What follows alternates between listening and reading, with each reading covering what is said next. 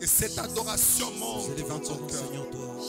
Que personne ne te pousse à adorer. Mais que cela monte. Que cela monte, bien-aimé.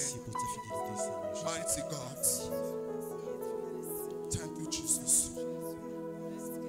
Soye kotombola Yesu, Yesu, Jésus. Soye kotombola Jésus. Yesu, Yesu, Soye kotombola Yesu, Yesu, Alléluia, Soye kotombola Yesu, Yesu, Viva na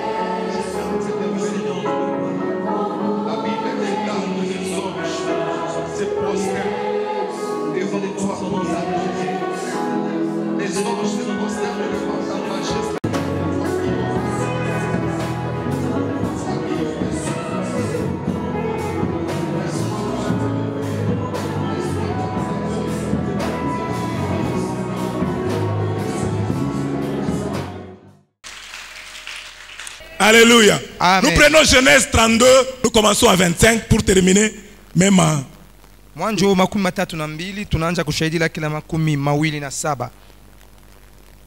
Si on peut nous lire ce verset, on commence à 25. Genèse 32. Nous commençons à partir de 25.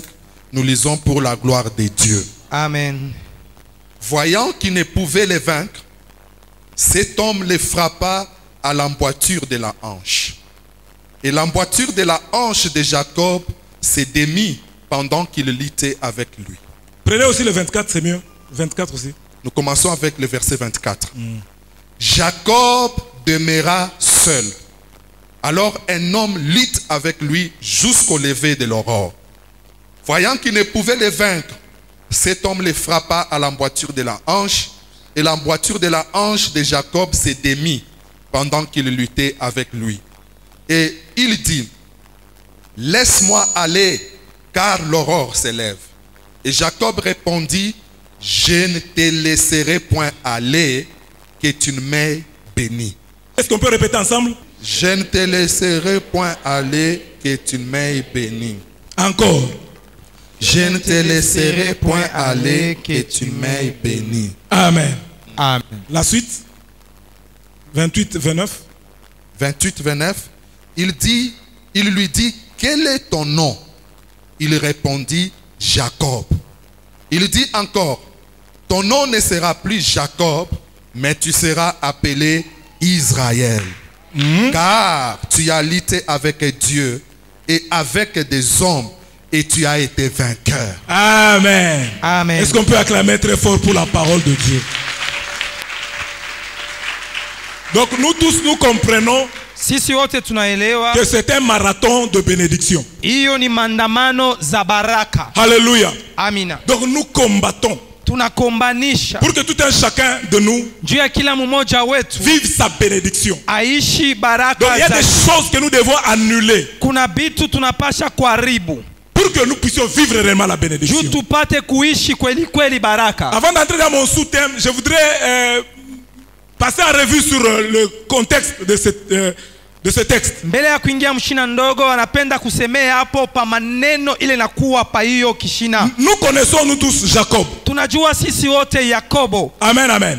Amen. D'ailleurs, Na dans kwa sa kusema, naissance, mkuzaliwa kwake, quand il était encore dans le sein de sa mère, wakati alikuwa tumboni mama sa mère yake, a senti un combat entre mama deux yake nations, alishikia bukomvi katikati ya mataifa Jacob mbili, et Ésaü. Yakobo na Même quand Esau. ils sont nés, Hata wakati on a walipozaliwa dit que Jacob tenait le talon. walisema son Yakobo frère. alikamata kakumukulu ya nduku yake. Amen, amen. Amina. Dans la suite, Na nous ifuatayo comprenons comment est-ce que Jacob, tunaelewa namna kani Yakobo il a volé les droits d'aînesse ameiba hiyo sheria ya mtoto wa kwanja de son frère Ésaü. ya nduku yake Isaya. Amen, amen. Amina. Et si vous lisez bien Na mkasoma mzuri et vous analysez très bien, na mwewe munayangalia mzuri, c'est que Jacob a volé. ni kusema ile Yakobo aliiba, C'est seulement la parole.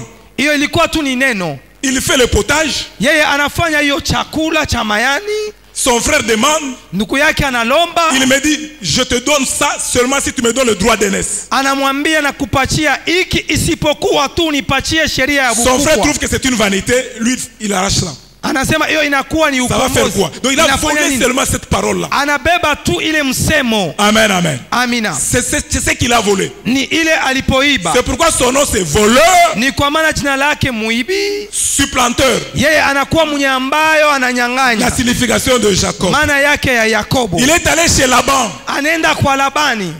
Il a fait tout ce que nous savons. Anafanya chochote ambayo tunajua. Il a pris Léa comme femme. Akambeba Lea kama mke wake. Même quand il a pris Léa, Hata wakati alibeba Lea, moi je me demande, c'est moi qui réfléchis. yeye anajiuliza, ni yeye Parce que anafikiri Laban lui a dit, ici chez nous, on ne donne pas la cadette avant l'aîné. huku kwetu. Labani alimwambia abaletake wa mwisho mbele ya wa kwanja, Mais on lui laisse l'aîné lakini wanamwachia wa kwanja toute la nuit. usiku yote mzima. Il ne comprend pas que c'est Léa. Asielewe ya kwamba alikuwa ni Lea. Réfléchissons. Attends, moi aussi j'ai. Tufikirie, ilikuwa ni wakati ya nyeusi ya Les namna mariés, gani? est-ce que vous pouvez faire ça? Les mariés. Wenye kolewa wanaweza kufanya hivi. Amen, amen. Amen. Les mariés ont la réponse. Wenye kolewa wanajibu. Amen, amen. Amina. Et puis il travaille encore pour c'est qui? Rachel. Anatumika tena juu ya Rakeli. Il fait 20 ans. anafanya miaka 20. il prend encore les troupeaux Anabeba tena kondoo de Laban. L'histoire vous connaissez. ya Labani. Atisi mnaijua. Maintenant, il commence à rentrer Sasa anaanza kurudia. et il sait Anajua qu'il va se rencontrer avec Esaü. atakutana na Esau. Esau le cherchait pour le tuer. alikuwa anamtafuta juu ya kumuua. Amen, amen. Amina. Et il savait ça. Na alijua ile. Quand il est sorti Wakati alipotoka de Laban ya kule pour kula rentrer dans sa terre promise, juu ya dans kurudia sa mwinchi destinée, yake kumwito wake, pour vivre sa destinée, juu ya kuishi pour mwito vivre le wake, plan de Dieu. juu ya kuishi matengenezo na Mungu. En cours de route, il sait Munjia alijua que Esaü est en train de venir à sa ya rencontre. kwamba Isaya alikuwa anakuya kukutana naye. Il a peur. Anakuwa na oga. Il allait avec ses femmes. Alikuwa nenda na wake wake. Qui sont à combien? Walikuwa wangapi? Combien? Qui peut dire autrement? Ils sont à combien? Nani anasema kinyume? 2. Amen, amen. Amina. Oui, parce que c'est deux femmes et 2 concubines. Donc Ndio, 4 kwani ilikuwa ni wake wawili Il na avait wale wa mama Lea wawili walikuwa 4. avec sa servante, Kulikuwa Lea na kijakazi Rachel yake, avec sa servante. naye na kijakazi Donc yake, 4 femmes avec les enfants. wanawake 4 na watoto yake. Ici où nous lisons, Hapa ambayo tunasoma, Jacob demeura seul. Yakobo akaketi peke yake. Maintenant il divise les troupes. Sasa yeye anagawanya makunji. Première troupe, Hiyo kunji la kwanza c'est les servantes là, ces femmes. ni wale wa kijakazi, wale wa bibi Il wale. les met devant. Anawaweka kumbele. Tu comprends toi-même, hein? Pourquoi il a Naelewa. fait dépasser d'abord les servantes avant? Jua nini alibeba bale babibi kidogodogo kule kumbele. Amen, amen. Amina. Avec ses biens, tout ça. Na mali yao vyote bile. Deuxième groupe, Hiyo kunji la pili là il met Léa avec ses enfants. anaweka hapo Lea na watoto yake. Mais lui quand il reste derrière, Yanabakia nyuma un peu avant, mbele. c'est là où il y a mbele Rachel kidogo, qui l'aimait beaucoup. ni pale palikuwa Rakeli ambayo alimupenda sana. Et lui reste au fond. Yanabakia mwisho. Parce qu'il savait que quand il commencera à tuer, Alijua ya kwamba wakati ataanza s'il kuua, tue quand même les servantes, ye kama anaua wale wa avec kijakazi ses enfants là, na watoto yao, peut-être Léa peut s'en saa sortir, zingine peut s'échapper. Lea anaweza kukimbia mo. Et puis il dit non, peut-être on va tuer aussi Léa, mais que Rachel, Saa zingine wataua avec Lea. Joseph, parce que Joseph Lakini était encore Rakeli na Yosefu, était avec lui. Yosefu alikuwa pamoja Et naye. lui reste là-bas au fond. Yanabakia kule kumwisho. Tout ça, ce sont des stratégies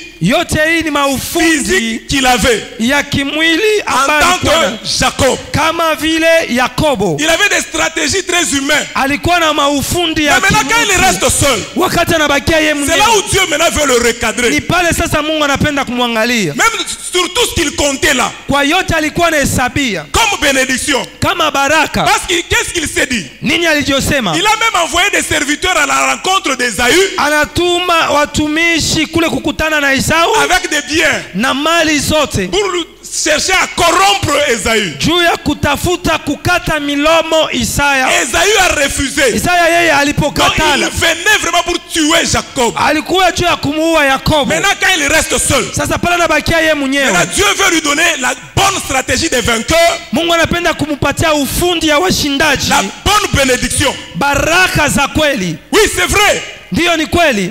Quand il avait tous ces animaux, tout ce qu'il avait, Wakati alikuwa na nyama il yake pensait que c'est zote, ça la bénédiction. yaliwazia sema njoo ile baraka. C'est vrai, c'est aussi des bénédictions. Ni kweli, nayo ni baraka, Mais la stratégie qu'il utilisait, lakini ufundi ambaye alitumikisha, c'est pourquoi là, ni kwa maana pale il a combattu avec cet homme. anakombanisha na huyu mtu.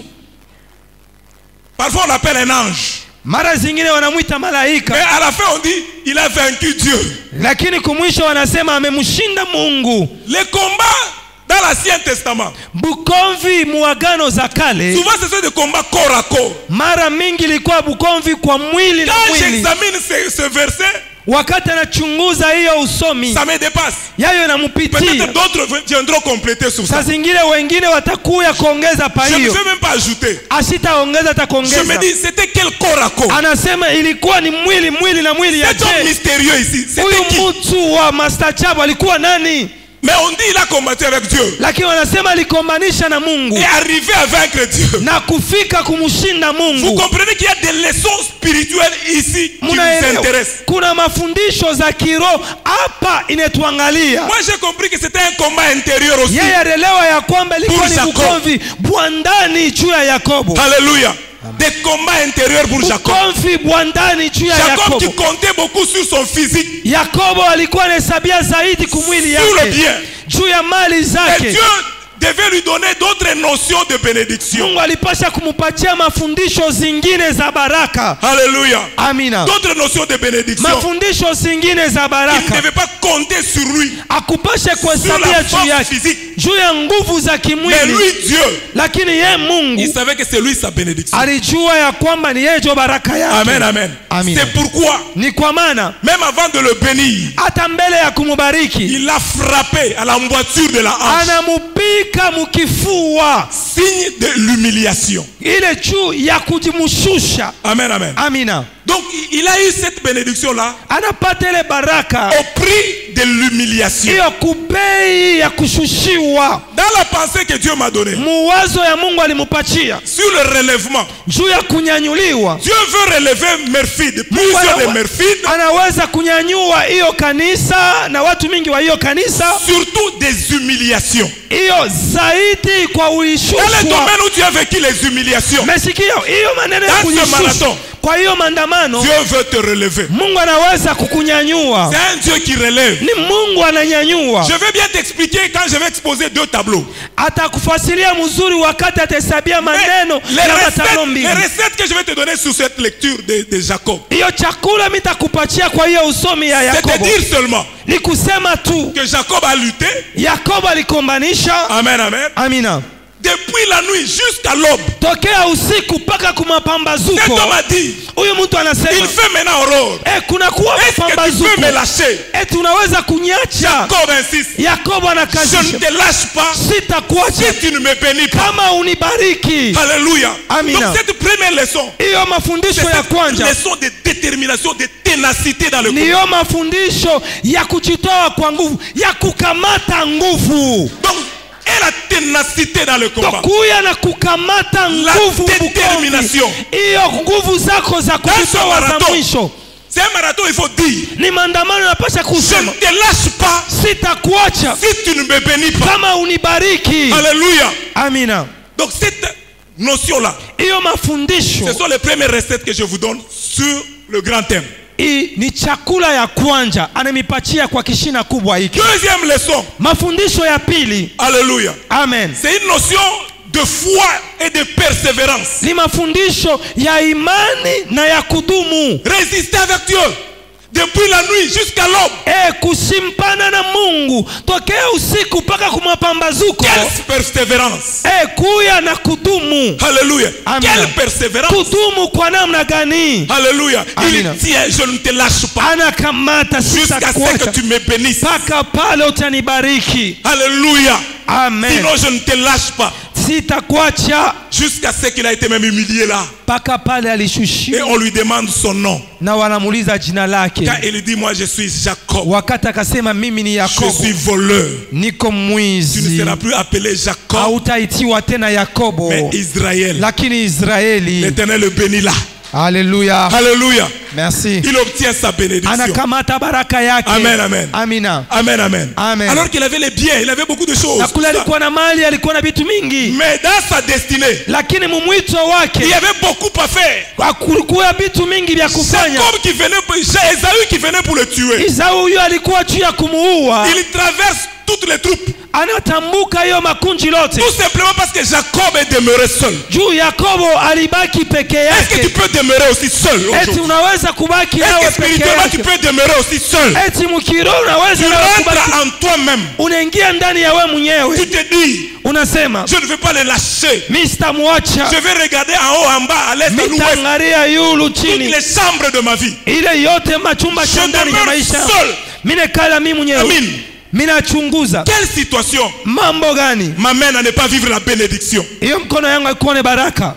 Amen, amen. Amina. Quelle situation? Maneno Il gani? est resté seul. Anabaki yeye Mais mwenyewe, après Après cette bénédiction, kisha ile baraka ce qui a été comme bénédiction, ile ilikuwa kama baraka. Esaü qui venait pour le tuer Esau alikuwa juu ya kumuua, n'a pas pu le tuer. asikumuue tena. Amen, amen. Amen. Jacob a appelé même son frère. Yakobo aleta na ndugu Oh yake, mon Seigneur, oh bwana ton wangu, serviteur ici, tout ça. mtumishi wako yote Mais ile. Esaü n'a pas regardé à tout Lakini ça. Esau ashikuangalia vile vitu Parce qu'il y vyote, avait une œuvre spirituelle que cet homme a fait. kwani kulikuwa kazi za kiroho huyu mtu Ces alifanya. changements, c'était ce changement-là qui était une bénédiction. Hiyo mabadiliko ilikuwa mabadiliko, lakini tena ilikuwa baraka. C'était le début Ilikuwa ni mwanzo de son relèvement. ya kunyanyuliwa kwake. Amen, amen. Amen. Je trouve que le nom d'Israël Anakuta kwamba jina ya est Israeli venu relever le nom de Jacob. ilikuwa kunyanyua jina ya Yakobo. Alléluia. Amen. Le nom d'Israël est venu relever le nom de Jacob. Jina hiyo ya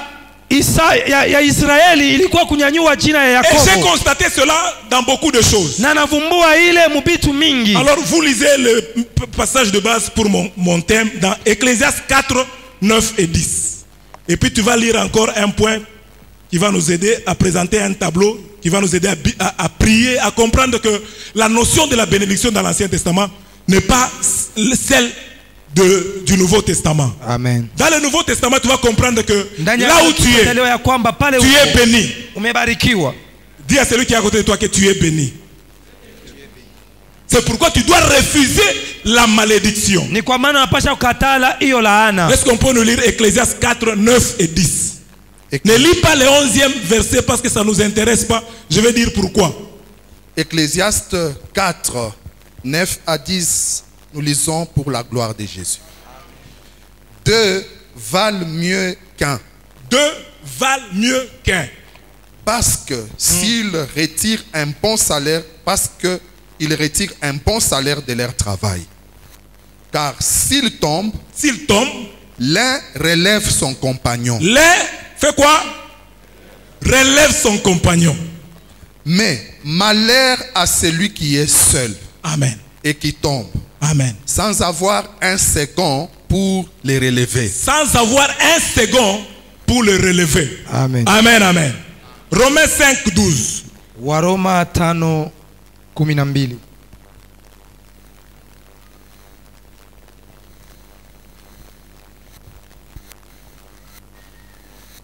Romains chapitre 5, le 12e verset, nous lisons pour la gloire de Dieu. C'est pourquoi, comme par un seul homme, le péché est entré dans le monde, et par le péché, la mort, et qu'ainsi la mort s'est étendue sur tous les hommes, parce que tous ont péché. 15 et 18. Les versets 15 et 18, nous lisons. Mais il n'en est pas du don gratuit comme de l'offense. Car si par l'offense d'un seul, il en est beaucoup qui sont morts, à plus forte raison, la grâce de Dieu et les dons de la grâce venant d'un seul homme, Jésus-Christ, ont-ils été abondamment répandus sur beaucoup. 18. Le verset 18. Ainsi donc, comme par une seule offense, la condamnation a atteint tous les hommes, de même par un seul acte de justice, la justification qui donne la vie s'étend à tous les hommes. Amen. 1 Corinthiens 15, 45 et 46. 1 Corinthiens 15, 45 et 46. 1 Corinthiens 15, 45 et 46, nous lisons pour la gloire de Dieu. C'est pourquoi il est écrit, le premier homme Adam devint une âme vivante. Le premier homme Adam devint une âme vivante. Une âme vivante. Le dernier Adam est devenu un esprit vivifiant. Un esprit vivifiant. Amen, amen. Est-ce qu'on peut acclamer très fort pour la parole de Dieu? Bien aimé, les versets d'Ecclésiaste. Shahidi hiyo ya mhubiri. De 2 valent mieux que 1. Ya wawili na kuwa mzuri kuliko mmoja. Si l'un tombe, l'autre kama le relève. mmoja anaanguka mwingine anamunyanyua. Souvent nous utilisons ça toujours dans le mariage. Mara mingi tunatumikishaka ile zaidi mundoa. Mais je voudrais que vous compreniez cette intimité. Napenda muelewe hiyo mapendo. Amen, amen. Amina. Si l'autre tombe, l'autre le relève. Kama mwingine na mmoja anaanguka, mwingine anamunyanyua. Alléluia. Amen. J'étais en train de vérifier, de lire. Qu'est-ce que signifie relever? Alikuwa nasoma maana yake nini kunyanyua. J'ai été vraiment édifié. Alijengewa. Parce que si seulement relever ici, kwani kunyanyuliwa tu huku, il y avait une définition abondante. Kulikuwa maana mmoja kubwa. Jusqu'à aller même à 30 définitions pour expliquer relever. Kwenda makumi na tatu juu ya kufasilia kunyanyuliwa. Alors que pensez que Dieu m'a donné, na wazo wa Mungu alimupatia, Dieu veut nous relever. Ni kusema Mungu anapenda kutunyanyua. Relever signifie kunyanyua, maana yake lever à nouveau, kunyanyua tena upya. Alléluia. Amina. Lever à nouveau, kunyanyua upya. Relever peut encore signifier maana yake tena ni nini? Remettre debout. Kuiweka tena yenye kushimama. Ça peut signifier réparer. Inaweza kuleta maana yake ya kuitengeneza. Alléluia. Amen. Ce sont des mots de prière, ceux qui se trouvent dans ton cas. Ni maneno ya maombi ya ile najikuta mambo yako. Tu vas retenir ça. Utaikamata tu vas dire ça, c'est mon cas. Utasema hiyo jo mambo. Je dois être relevé dans ce domaine. Mimi napenda ninyanyuliwe mu hiyo maneno. Relever signifie encore kunyanyua, maana yake tena se remettre sur ses pieds. Ni kujiweka pa miguu yake. Comme quelqu'un qui était tombé, je crois. Mtu alipoanguka, mais il se remet sur ses pieds. Anajiweka pa miguu yake. Relever signifie encore kunyanyua, maana yake tena nini?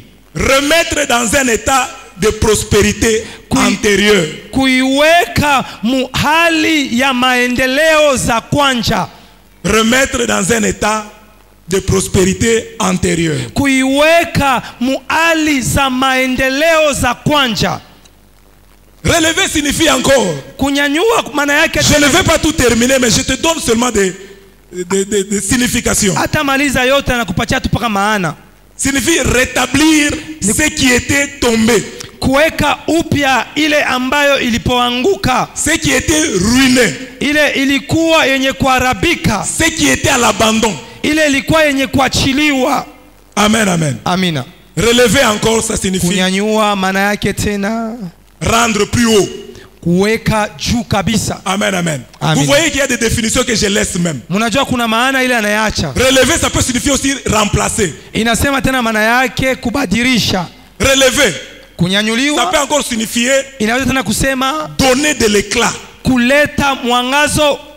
Amen, amen. Amina. Vous savez, quand vous avez une beauté qui était un peu pas très visible, mais quand Jésus vient vous relever, il peut relever même votre beauté. Donc l'éclat change. Amen, amen. Amina. Donc j'ai commencé par Jacob, où j'ai tiré mon thème du relèvement. Parce que j'ai compris toujours il y a eu deux temps. Deux choses. Une certaine dualité de deux choses. Je ne suis pas fort dans la chiffrologie comme Papa Peter. Mais j'ai compris que même le relèvement vient dans ce chiffre 2 selon la compréhension spirituelle. Abraham devait être appelé Abraham pour vivre sa bénédiction, sa destinée. Donc le nom d'Abraham est venu relever Abraham pour qu'il sache qu'il sera un père d'une multitude. Sarah, avant sa bénédiction, le nom a été changé pour devenir Sarai. Aussi mère d'une multitude. C'est deux comme ça. Même Saül est appelé Paul. Je ne sais pas toi c'est comment, mais ça doit être de l'intérieur. Il y a un travail de relèvement que Dieu doit opérer.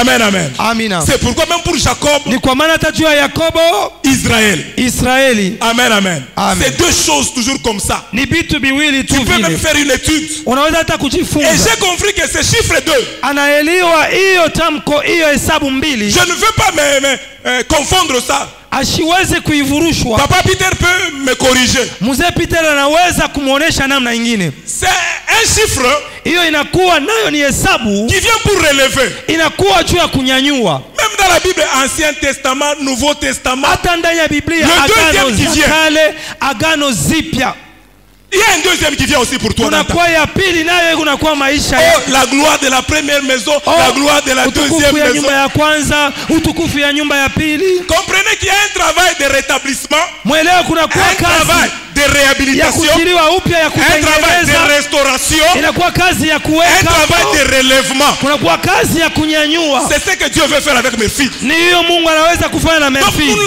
n'allons pas rester dans un même niveau. Hatutabakia mpaka muhatua Dieu a mwenyewe. décidé de nous relever. Mungu iko na tunyanyua. Maintenant, écoutez sur les deux tableaux que je voudrais présenter. Sasa angalia ile kinyegi inakuwa naoneshwa. C'est les deux encore. Ni viwili tena. Premier Adam Adamu wa kwanza et deuxième Adam. na Adamu wa pili. Je vais les comparer rapidement pour que tu te retrouves dans quelle bénédiction tu es. Anapenda kuionyesha haraka juu jikute mwile baraka unakuwa. Amen, amen. Amina. Le premier Adam a échoué. Adamu wa kwanza alishinda. Donc le deuxième Adam a fait quoi? A réussi. A réussi. Yes. Donc le deuxième Adam, Adamu wa il pili est venu relever le premier Adam. anakuwa kunyanyua Adamu wa kwanza. Alléluia. Amen. La Bible dit par le péché du premier Adam, Biblia inasema kwa dhambi ya Adamu wa kwanza, la malédiction est entrée. hiyo laana ilipoingia. Tu vois maintenant la malédiction que tu dois annuler. Unaona sasa ile laana ambayo Tu dois comprendre que dans ce marathon, utaelewa mwiyo maandamano. que tu es une femme bénie, tu es un homme béni. Huku mwanamke mwenye kubarikiwa, huku mwanaume mwenye kubarikiwa. Mais Jésus, Lakini Yesu à la place pafasi d'échouer, lui il a réussi. ya kushinda Parce yaliweza. que par l'échec du premier Adam, Kwa kushinda kwa Adamu wa kwanza, la perdition est entrée, hiyo kupotea kuliingia, la malédiction est entrée, laana iliingia, la souffrance est entrée, mateso iliingia, beaucoup de choses sont entrées. vitu mingi viliingia, L'humiliation est entrée. hiyo kushushiwa Amen, kuliingia. amen. Amina. Et tout ça par la désobéissance. Yote hiyo pa kutokutii tu. Vous allez voir que tous étaient dans un jardin. Mtaona wote walikuwa mshamba la Le premier Adam dans la un Edeni. jardin Adamu wa d'Éden. kwanza alikuwa mshamba la Edeni, C'est là où il a échoué. ni pale aliposhinda. Amen, amen. Amen. C'est là où il a mangé le fruit interdit. Ni pale alikula tunda Il ile a kukatazwa. désobéi. Alitokutii. Et par Adam, Lakini kwa Adamu la malédiction en est suivie. hiyo lahana ilifuatiwa. La Bible nous dit, Biblia nous inatuambia étions en Adam autrefois. tulikuwa ndani ya Adamu Est-ce wakati que tu ile comprends zingine. ça?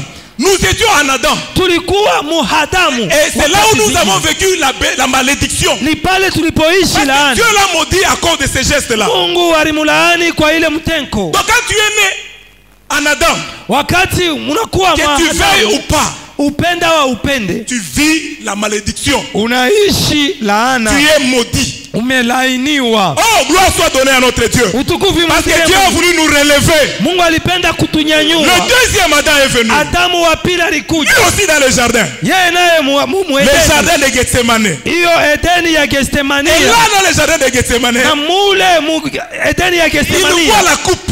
anabeba kikombe, Il dit que cette coupe me passe. anasema hii kikombe kisipite. Il essaie de refuser sa mission. Anapima kukatala kazi Mais à yake. la fin, il dit, Kumwisho anasema non Seigneur, Hapana, que ta Bwana. volonté soit faite. mapenzi yako ifanye. Alléluia. Amen. Que ta volonté soit faite. Mapenzi yako Dans ifanye. un temps difficile, Hiyo wakati un temps compliqué, wakati le kigumu, deuxième Adam a obéi Adamu wa pili anatii pour te relever. juu ya kunyanyua. Alléluia. Amen. Pour relever le premier Adam qui a Juu ya échoué, kunyanyua Adamu wa kwanza aliposhinda, qui nous a amenés dans la malédiction. alitupeleka hiyo Alors mulaana. que le souci de Dieu, le plan de Dieu, Sasa hiyo kutaka kwa Mungu c'était le plan de dominer. ilikuwa ni matengenezo De ya régner. kutawala, ya Nous kutawala. devions régner. Tulipasa Mais kutawala parce que lui a fait, kwa ile la alifanya, malédiction est entrée. laana C'est pourquoi ilipoingia. la Bible nous dit, Kwa maana Biblia inasema Adam est venu Adamu alikuja avec une loi, na hiyo la sheria, loi du péché et de la mort. hiyo ya dhambi na kifo. Écris très bien, toi qui écris. il est venu avec la loi du péché et de la mort. analeta hiyo sheria ya zambi Mais na le kifo. deuxième Adam, Lakini Adamu wa le pili, second Adam, huyo Adamu wa pili, Jésus-Christ de Nazareth, Yesu Kristo wa lui quand Nazareti, il est venu, yeye wakati il alipokuja est venu anakuja avec la loi na hiyo de sheria l'esprit ya roho et de la vie. na uzima. La loi de l'esprit. Hiyo kule et de la kunakuwa vie. uzima na roho. Le premier Adam Adamu wa nous a kwanza mené à la mort. anatupeleka Mais kukifo. Jésus, le deuxième Adam, Yesu Adamu wa il pili est venu nous relever de la mort. anakuwa Il est venu te relever de la mort. anakuwa Il kunyanyua est venu te relever de la mort. anakuwa kunyanyua Le deuxième Adam Adamu wa est pili venu nous relever de la mort. anakuwa kutunyanyua kukifo. Amen, amen. Amina. Même le premier Adam, Hata Adamu wa kwanza il est mort pécheur. anakufa mwenye zambi. Mais le deuxième Adam, Adamu wa pili lui, il est mort pour les pécheurs. yeye alikufa Il juu est ya mort zambi. pour les pécheurs. Yeye alikufa juu ya watenda zambi. Alléluia. Amina. Alléluia. Amina. Alléluia. Amina. Tous deux. Wote À un wawili certain moment, wakati mwa tu fulani, vois, le premier Adam, le premier Adam, ule Adamu wa à un kwanza certain moment, quand il a mangé le fruit, wakati fulani, il wakati s'est vu alikula comme tunda si il s'est vu nu. anajikuta utupu. Alléluia. Amina. Mais le deuxième, Wa pili lui, yeye à la croix, kumsalaba, alléluia, Amen. à la croix, on l'a kumsalaba dénudé. yeye balimuvua, Amen, amen. Amina. Mais lui, il a porté notre nudité, lakini yeye notre anavua humiliation. hiyo kujishusha Quel est ce kwetu. papa-là qui peut accepter être crucifié au marché nu? Nani baba ule anaweza kuichika kusulubishwa kwa utupu? Mais Jésus Yesu a commencé à nous relever de la anaanza nudité. kutunyanyua kwa utupu. Toute nudité là, lui, il a porté ça. Utupu wetu wote yeye Il a porté alipoivala, ça. Il a porté notre alivala, nudité. anavala utupu Pour wetu nous relever de l'humiliation. juu ya kutunyanyua kwa hiyo Ma soeur, haya. tu traverses quelle situation d'humiliation? Unapitisha mumambo kani hiyo ya kushushwa ama ya haya, Une situation où tu es presque abandonné. mambo mfulani ambayo Dans umeachiliwa. ce marathon, Jésus a décidé Huyo maandamano Yesu de te relever. ya kukunyanyua, De relever ta vie de toutes les humiliations ya que tu as. kunyanyua maisha yako hiyo kujishushwa Des kote, humiliations. hiyo kujishushwa kote. Alléluia. Amen. Jésus a porté notre nudité. Yesu alivua hiyo Toute utupu notre wetu, humiliation, il a porté hiyo ça. kushushwa kwetu kote Pour que alipoiva, ta vie soit relevée. juu maisha yako Pour que enyanyuliwe, ta vie soit restaurée. maisha yako itiliwe Ta upya. bénédiction, Baraka yako ce n'est pas en Adam. haina ndani ya Adamu, Ta bénédiction, baraka yako c'est en Christ. ni ndani ya Kristo. En Christ, nous sommes bénis. Ndani ya Kristo En tumebarikiwa. Christ, tu es béni. Ndani ya Kristo C'est tumebarikiwa. pourquoi toi qui as été invité Ni aujourd'hui, kwa maana kama watumishi leo, si tu n'es pas encore en Christ, kama una ndani ya Kristo, tu n'auras pas droit à la bénédiction ce matin. hautakuwa na sheria kubaraka siku ya Hallelujah. leo. Amen. Je te conseille Na de kushauri donner ta vie à Jésus. ya kuleta maisha yako kwa Yesu Kristo. Alléluia. Amen. De donner ta vie à Jésus. Ya kuleta maisha yako kwa De Yesu. donner ta vie à Jésus. Ya kuleta maisha yako Pour kwa Yesu. qu'enfin, tu nais en Christ Uzaliwe ndani ya Kristo et être bénéficiaire des bénédictions qui na sont en Christ. ufaidikiwe kwa mabaraka inakuwa mwa Kristo. Bien-aimé, Mpendwa, en Christ, ndani ya Kristo nous sommes bénis. tumebarikiwa. En Christ, Ndani ya Kristo tu es béni. umebarikiwa. Tout ce que Adam a apporté comme malédiction. Yote Adamu alipoleta kama laana, Le deuxième Adam, Adamu wa pili il est venu te relever. anakuya kukunyanyua, Il est venu te restaurer. anakuwa kukutia upya. Ne perds pas d'espoir. Wewe usitoshe Tu es tumaini. béni. Alikuja, Ne sois pas comme des sœurs, des frères que nous avons usikuwe kama wadada wa qui se wakaka sont tunakuwa abandonnés à leur situation. wao wamejiachilia kwa mateso yao. Une situation de défaite, il accepte, elle accepte. Hiyo mambo ya kushinda na Et ichika, dans ce marathon, on te donne l'occasion. na ndani ya hiyo maandamano yanatupatia hiyo Et que bahati tu comprends que tu es en Christ. uelewe ya kwamba unakuwa Et Mkristo, quand tu es en Christ, na wakati uko ndani ya quand Kristo, tu es en Christ, na wakati uko ndani ya tu Kristo es béni. umebarikiwa. Même si apparemment tu ne vois rien. Hata kama mkono hivi aone kitu, Sache seulement, yua tu déclare seulement kiri tu, que je suis béni. mimi Est-ce que tu peux nimebarikiwa. répéter que je suis béni? Je suis béni, Je suis béni. je suis béni. C'est alors que tu dois commencer à refuser Ni kwa maana utaanza kukatala toutes sortes de malédictions. hiyo ainia yote za Amen, laana. amen. Amina. Le premier Adam a été maudit. Adamu wa kwanza On alilaaniwa, lui a même dit que la terre te produira des ronces et des épines. wanamwambia na kumwambia sema hiyo udongo itatosha miba, Mais quelle souffrance! lakini mateso kani Vivre des épines et des ronces. ishi tu imambo ya miba hiyo. Mais le deuxième Adam quand il est venu, Adamu wa pili wakati le alikuja, second Adam quand il est venu, wa pili wakati il alikuja a porté les épines. Il a alivala porté ça. hiyo miba, Bien aimé, il alivala a porté tes épines. anavala Il hiyo a porté miba, ta souffrance. souffrance. Anavala C'est pourquoi il mateso. dit mon joug est léger. Yo inakuwa hiyo Il konga a yake porté tes inakuwa épines. hiyo upepelo. Alléluia. Anavala miba. Amen, amen. Amen. Il est venu te relever, te Anakuwa faire quitter kukunyanyua. cette situation de pauvreté, de manquement, Kutosha hiyo hali ya mateso ya kupusi. pour te relever. Si tu es vivant dans la poussière, Kama ulikuwa naishi il va muzambi, te relever pour vivre avec les grands. anakunyanyua juu upate C'est kuishi ça, na wakubwa. c'est ça. Ni C'est ile ça avec le deuxième Adam. ni ile na Adamu wa Il vient te pili relever. anakuwa Tu vis kukunyanyua. quelle humiliation? Unaishi Quelle est la kushushiwa kwa namna situation que tu gani? vis aujourd'hui? Mambo gani unaishi Ce leo? matin, compte Asubuhi ya sur leo le deuxième Adam. hesabia pa Adamu wa Parce que le pili. deuxième Adam, quand il vient, Adamu wa pili wakati anakuja il vient te relever, anakuya kukunyanyua, te ramener à un autre niveau. kukupeleka mwatu. Tu vivais peut-être l'échec, Ulikuwa naishi tu vivais kushinda, la défaite, ulikuwa naishi mais kushinda. le deuxième Adam est venu Adamu wa pili pour anakuja te restaurer. juu ya kukutia upya. Amen, amen. Amen. Le premier Adam a fait beaucoup de choses, Adamu wa kwanza mais alifanya le vitu vingi. deuxième Adam, Adamu wa pili il est mort. amekufa, Il s'est senti blessé. anajisikia La hiyo Bible dit même c'est kuvunjiwa. dans ses maîtrissures Biblia inasema ni muvidonda que nous nous vyake sommes guéris. sisi tumeponyeshwa. Ça, c'est ce que le deuxième Adam a fait. Hiyo ni ile Adamu wa pili alifanya, Il s'est fait pauvre. anajifanya masikini. Regarde quel relèvement. Angalia Lui, il kunyanyuliwa s'est fait ndani. pauvre. Yeye anajifanya masikini Alléluia. Pour que Amen. nous et moi, toi, juu sisi Qui sont en na wewe, Christ. tunakuwa ndani ya nous Kristo, soyons bénis. Nous soyons tupate bénédictions. Dites kubarikiwa. Amen. Amen. Alléluia. Amen. Mais quand tu ne comprends ça, Na wakati unaelewa hiyo, si tu ne comprends pas ça, kama uelewe tu vas hiyo, te perdre dans des choses inutiles. utapotea mu vitu Chercher vya des bure, bénédictions par ton effort. kutafuta baraka kwa nguvu Chercher des yako, bénédictions par des stratégies humaines. kutafuta baraka kwa ufundi yako ya umuntu. J'ai des amis à Kolwezi. Ana warafiki kukolwezi. Dieu par la grâce. Mungu kwa neema yake, Anabekisha kukaji mining mwa Kolwezi. et on lui a fait entrer mkaji moya hivi ya Kolwezi. Vous savez bien aimé, même vous, le peuple de Dieu de l'église Merfid. Mnajua hata nini taifa la Mungu ya kanisa Merfid? À Kolwezi, l'occultisme s'est accentué, je ne sais pas pourquoi. Kukolwezi uchawi imetawala, sijui imekuwa mingi, sijui ni kwa nini. Il avait 4 enfants. Amen, amen. Amen. Il avait 4 enfants. Yeye alikuwa na watoto 4.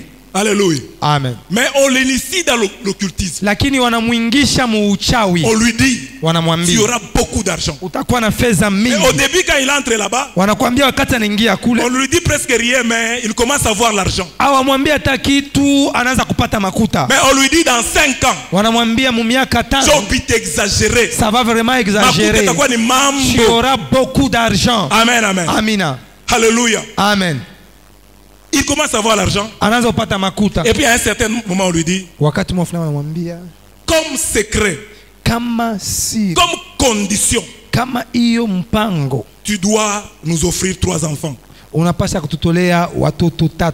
Amen, amen. Amen. Il parle avec sa femme. Anaenda na mke wake, Sa femme accepte.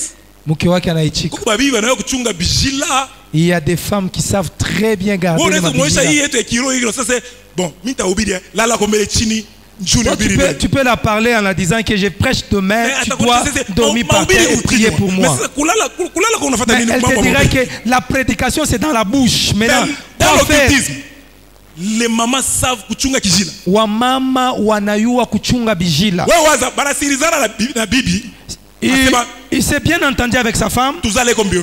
Non, non, nous puissions avoir rapidement beaucoup d'enfants. Alors vous allez chaque année. Et il commence 3 à avoir enfants, des enfants chaque on a année. ajouté 3 enfants. Bana ongeza kwa watoto 3. Amen, amen. Amen. Ça. Mais non. Mon condition pas d'anaza sacrifier batoto. Dans cette condition-là de sacrifier On les lui enfants. dit kama tu bananza malaria ile mafièvre On kusha dit, damu. si les enfants commencent à avoir de fièvre, Ushiku yepo, ne sois pas là. ne sois pas là. Ne sois pas là. Donc paka moi anaanza tu fièvre ya kwanza ya kusha damu. Mtoto mmoja commence la fièvre Bibi yule kuchunga kishila. et la femme là qui gardait les mabijila. Anamwita. Et il appelé. Comme il avait l'argent à Kolwezi. Déjà voyage Lubumbashi ou bien Zambie. Lubumbashi anaenda Zambie.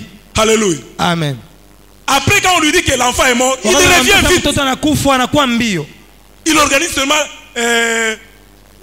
le deuil. Anafanya kwa tu hiyo kirio.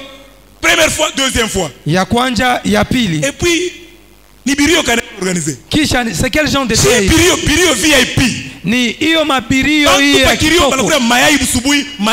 Non, vous êtes en train de pleurer, on vous amène l'assiette là, peko omelette. Mamousi yake à côté.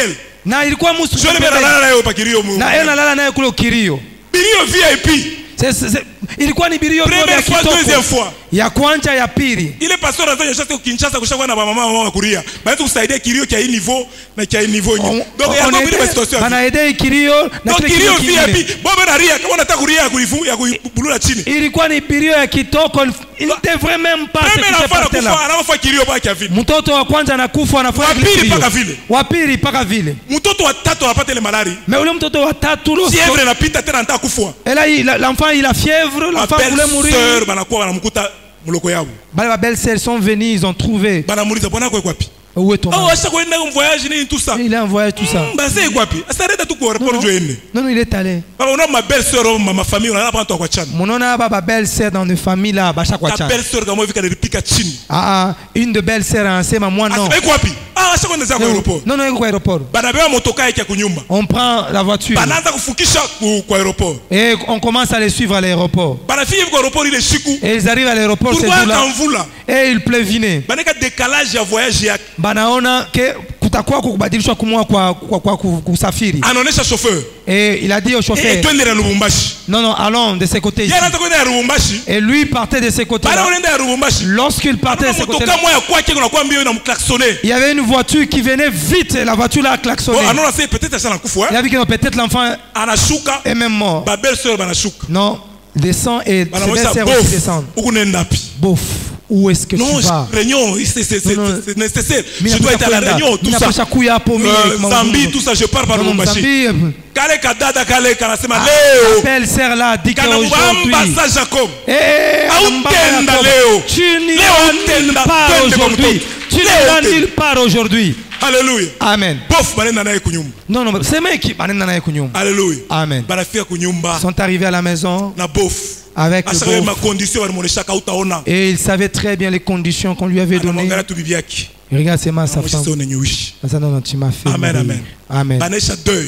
Et après le deuil, quelques jours après, et les beaux un mois après, la femme aussi est morte. Oh, mais Jésus peut nous relever. Il peut nous relever de la mort. Il peut nous relever. Il a une bénédiction. Sans beaucoup de conditions. Sans beaucoup de conditions. Mais il y a mangiza, ma condition. Fais attention. Ce genre de conditions là, il y a mon mangiza.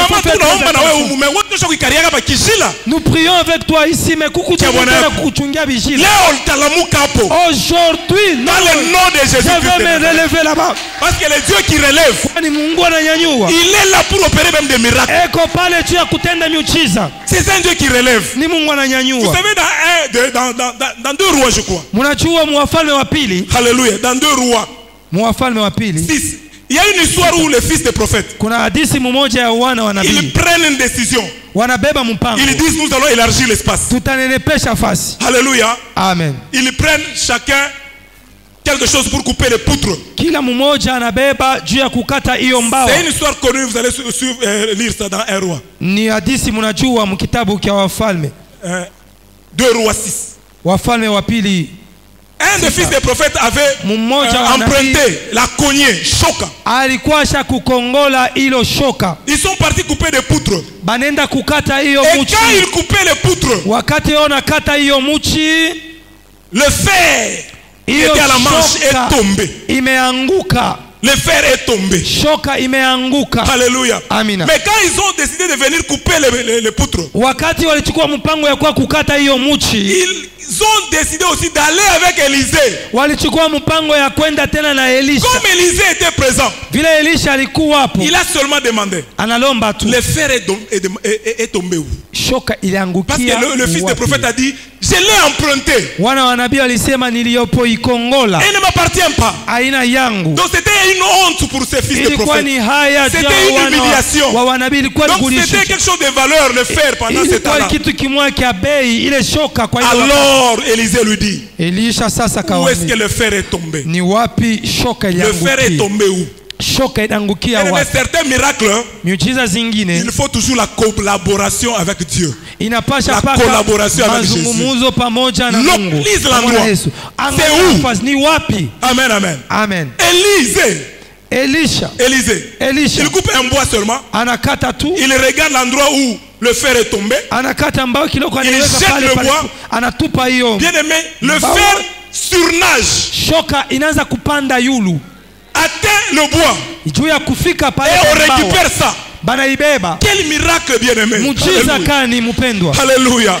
Bien aimé, le relèvement va amener le surnagement aujourd'hui dans ta vie. C'est un temps de miracle, c'est marathon.